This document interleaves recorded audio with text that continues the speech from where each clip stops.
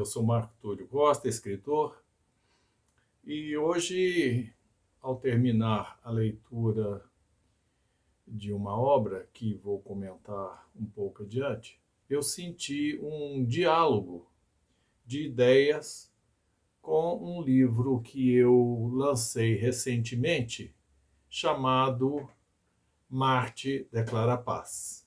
Neste livro, Marte Declara Paz, dois personagens principais são dois rovers americanos, dois robôs, que estão na superfície de Marte e subitamente eles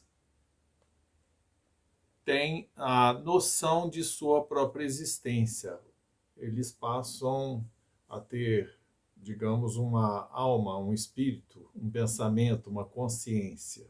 Por essa simbologia, já que esses dois rovers, esses dois robôs, representam o que há de mais avançado na tecnologia, na ciência da humanidade, ou seja, trazem na sua construção toda uma carga da antropologia, da história, da cultura dessa humanidade que os criou. Então a obra discute exatamente a arrogância, a prepotência da humanidade que, estando em um determinado lugar, o enxerga como posse, como coisa a ser explorada e dali retirar aquilo que ela necessita.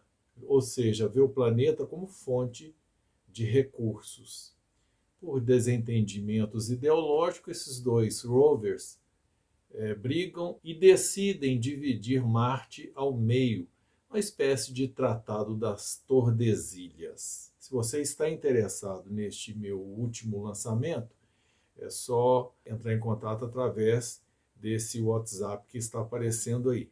Bom, e qual foi o livro que eu li que, apesar da aparente diferença entre os assuntos e da enorme diferença entre seus autores, me causou essa sensação de diálogo de ideias? Foi este livro aqui, do Ailton Krenak, Ideias para Adiar o Fim do Mundo. Ailton Krenak é um dos maiores pensadores indígenas da atualidade, nascido na região do Vale do Rio Doce.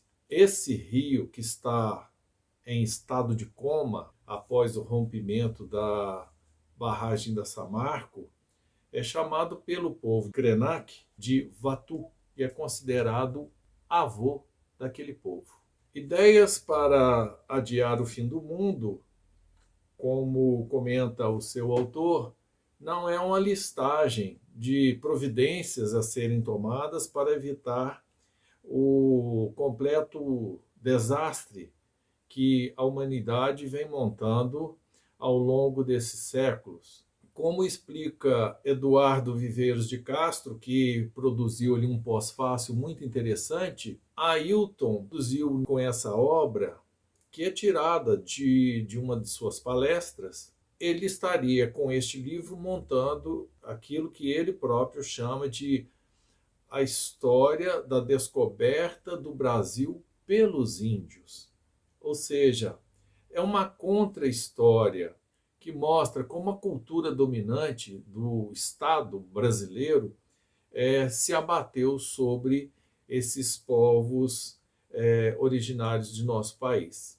Neste livro, a pergunta fundamental, filosófica, é a seguinte: somos mesmo uma humanidade?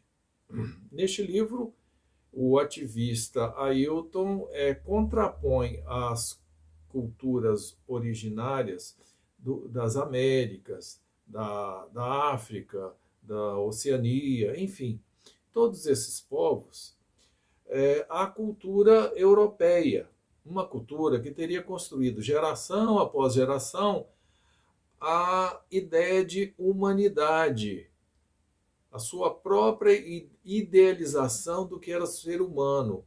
E aí essa cultura, essa gente que se autodenomina civilizada, a humanidade esclarecida, sai pelo planeta para dominar os outros povos que, na visão dela, são povos não civilizados, ou seja, uma humanidade obscura. Um ponto importante neste livro é que o Ailton nos mostra como essa humanidade esclarecida enxerga a natureza. Ele se vê destacado dela, se vê acima dela. Essa humanidade esclarecida vê tudo que está fora de si mesmo como algo a ser conquistado, coisifica a natureza. Portanto, a natureza é algo que se pode ter, que se pode transformar. E essa humanidade esclarecida vai encontrar povos ao redor de todo o mundo, e aqui no Brasil, como é o caso analisado, em que os povos originários veem a natureza como parte de si mesmos. Eles estão integrados à natureza, tudo que há nela dialoga com este povo. Ailton dá como exemplo uma montanha que existe ali perto da tribo, e eles olham para a montanha e sabem se a montanha está bem-humorada, portanto, tudo que eles quiserem programar é bom.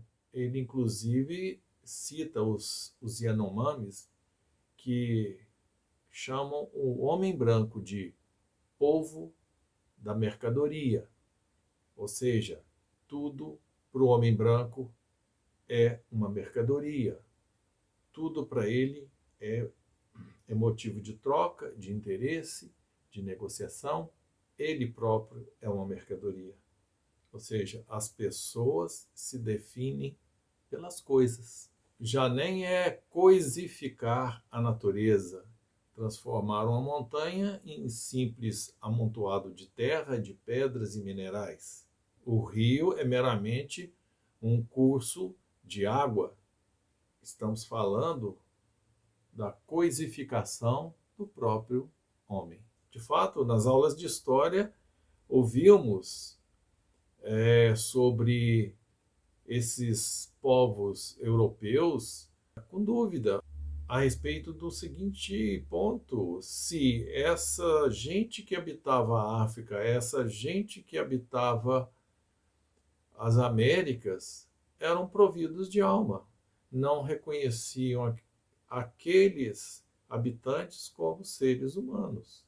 Daí ser muito mais fácil, absorvível pela moral, aqueles massacres que foram promovidos em toda a América, né, da América do Norte até a América do Sul, em várias partes da África e da Oceania, enfim.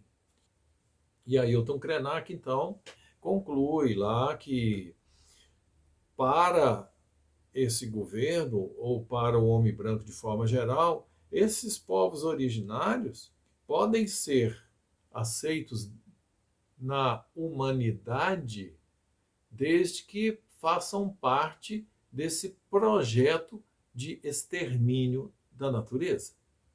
Quantas vezes você já ouviu virem à televisão falar: não, eles têm direito de abrir minas para exploração em suas terras, eles têm direito a plantar soja nas suas terras.